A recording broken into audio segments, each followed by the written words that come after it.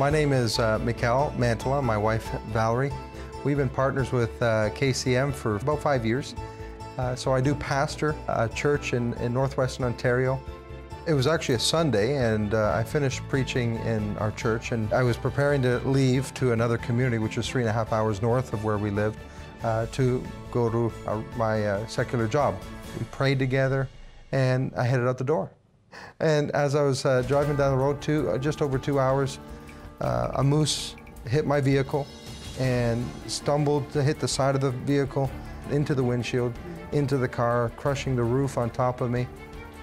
Then around 2 o'clock in the morning, there's a knock on the door, and it kind of startled me. I'm like, what's happening?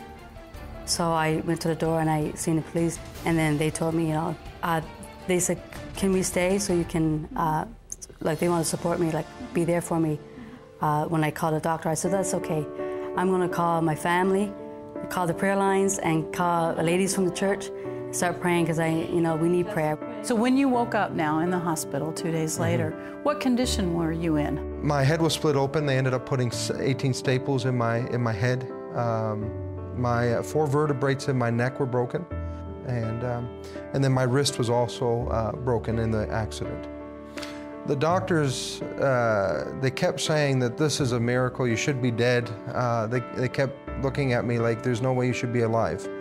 And I finally asked them, I said, why do you keep saying that? And they told me that anybody who breaks a 3rd vertebrae up to the skull, it's usually death.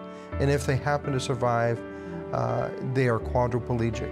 And they looked at me and they said, and you broke your 1st and 2nd vertebrae, and there's no way you should be alive or walking.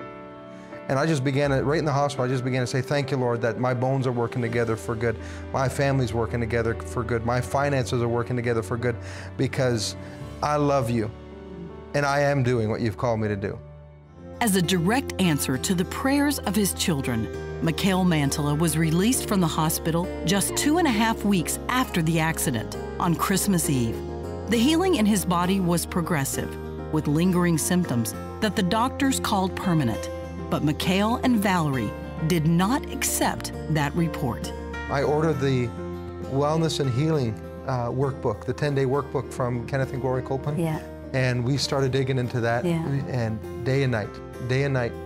On the 4th day, all of a sudden, the numbness and tingling all disappeared. God has taken care of us financially. Our debt has been canceled, paid for, and it's gone.